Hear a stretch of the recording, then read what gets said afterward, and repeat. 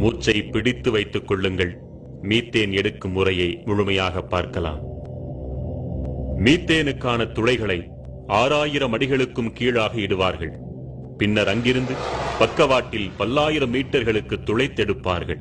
ஓர் ஆழ்துளையிலிருந்து பல திசைகளிலும் பக்கவாட்டு துளைகளை இடுவார்கள்.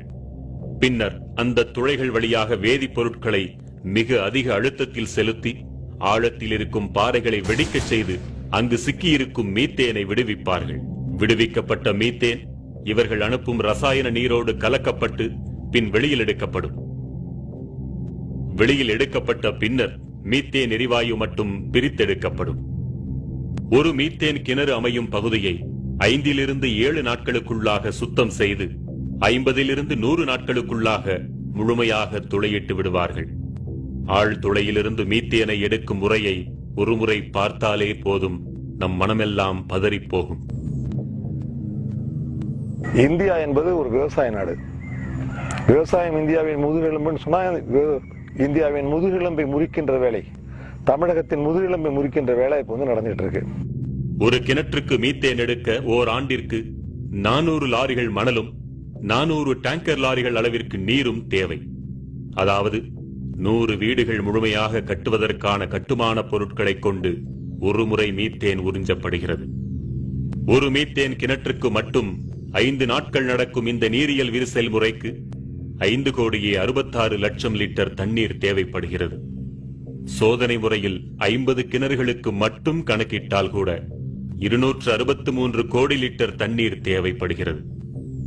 50 கிணறுகளா என்று அவசரப்பட்டு வாயை பிளக்க வேண்டாம். நம்மை வாழ வைக்கும் தஞ்சை டெல்டா பகுதியில் சுமார் 2000 மீத்தேன் கிணறுகள் வரவிருப்பதாக புள்ளி விவரம் சொல்கிறது. அப்படியானால் அந்த 2000 கிணறுகளில் ஒரு முறை மீத்தேன் எடுக்க மட்டும் 4 TMC தண்ணீர் தேவைப்படும். 4 TMC நீர் என்றால் எவ்வளவு தெரியுமா? அதை கொண்டு சுமார் 40 லட்சம் பேருக்கு அன்றாடம் 100 லிட்டர் வீதம் ஆண்டு முழுவதும் பகிர்ந்தளிக்க முடியும். இன்னும் எளிமையாக சொல்வதென்றால் 40 லட்சம் பேருக்கு 365 நாட்களுக்கும் நாளொன்றுக்கு 5 குடம் தண்ணீர் வீதம் தர முடியும். மேட்டூர் அணையின் முழு கொள்ளளவான 80 TMC நீரை இந்த கிணறுகள் 4 மாதங்களில் குடித்து தீர்க்கும் என்றால் இதன் அபாயத்தை புரிந்து கொள்ளுங்கள். இந்த பகுதியில் முதலில் குடிநீர் இல்லாமலும் அடுத்தது விவசாயம் இல்லாமலும் படிப்படியாக இந்த பகுதி மக்கள் இந்த மண்ணை விட்டு வெளியேறுகின்ற நிலைமை ஏற்படும். கர்நாடகாவிடமிருந்து 10 TMC தண்ணீரை பெறுவதற்கே 20 TMC கண்ணீரை விட வேண்டிய நிலைமையில் இருக்கிறோம் நாம். என்றால் மீத்தேன் கிணறுகளுக்கு தேவையான நீர் அனைத்தையுமே காவிரியிலிருந்து மட்டுமே எடுப்பார்கள் என்று குழந்தை கூட நம்பாது. நிச்சயம் ஒட்டுமொத்த தமிழகத்தின் தண்ணீரும் இதற்காக உறிஞ்சப்படும். இப்படியே அடுத்து வரும் 30-40 ஆண்டுகளுக்கும் மீத்தேன் குடிக்கப் போகிறார்கள் என்றால் நம் இயற்கை வளங்கள் எவ்வளவு கொள்ளை போகும் என்பதை கற்பனையாவது செய்து பார்க்க முடிகிறதா? இது நமக்கும் நம் சந்ததிக்குமான குடிநீர் அல்லவா? தனியாரின் கொள்ளை லாபத்திற்காக கொடுத்துவிட்டு தண்ணீர் இல்லாமல் நாம் அலைய வேண்டுமா?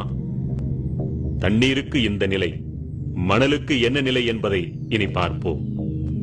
ஒரு கிணற்றுக்கு 400 லாரிகள் மணல் தேவைப்படுகிறது என்றால் இனி வரவிருக்கும் 2000 கிணறுகளுக்கு 8 லட்சம் லாரிகள் மணல் தேவை.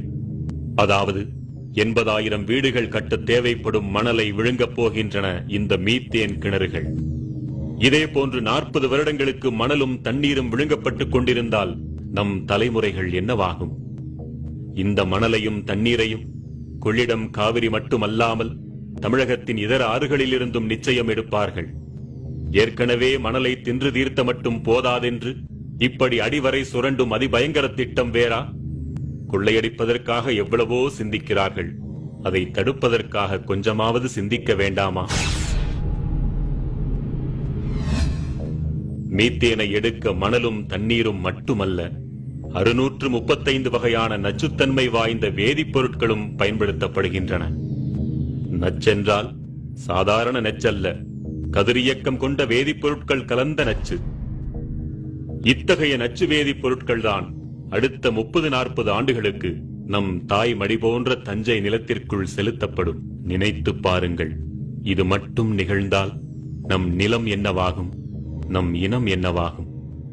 ஆறு அமிலமாகும், மண் மலடாகும், பிறகு வாழ்க்கை ஏது நமக்கெல்லாம்? சொல்வதெல்லாம் கனவல்ல, இந்த உலகம் ஏற்கனவே கண்டதைத்தான் பாருங்கள் என்கிறோம்.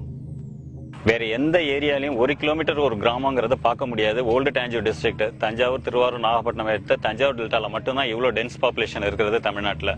இந்த டென்ஸ் பாப்புலேஷனோட வாழ்வாதாரம், வாழ்க்கை எல்லாத்தையும் கெடுத்துட்டு ஒரு டெவலப்மெண்ட் வந்ததுன்னா அது எந்த அளவுக்கு கரெக்டுங்கிறதுல யாராலையும் முடிவு சொல்ல முடியாத ஒரு விஷயம். இந்த பகுதியில் தான் பல்லுயிர் பெருக்கம் நிலவுகிறது.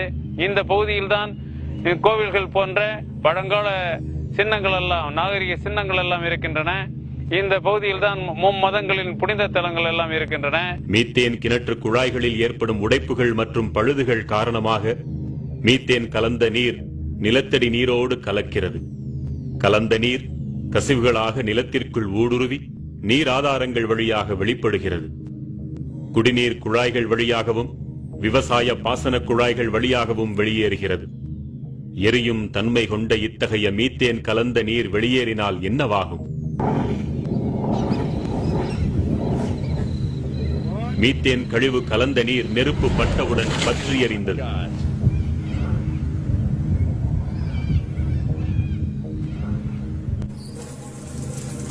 உங்கள் வீட்டு குழாய்களில் தண்ணீர் பற்றி எறியலாம், வீடெறியலாம், ஊரெறியலாம், ஏரி குளங்கள் ஆறுகள் அனைத்தும் தீ பற்றி எறியலாம். காவிரி டெல்டா தீக்காடாகலாம். வாழ வழியில்லாமல் யாவும் மீத்தேன் குடித்து சாகலாம். சற்றேனும் விழித்துக் கொண்டாலோ இத்தனையையும் தடுக்கலாம். மீத்தேன் எடுத்தது போக இக்கிணறுகள் வேதிப்பொருட்களோடு கலந்த மணலையும் நீரையும்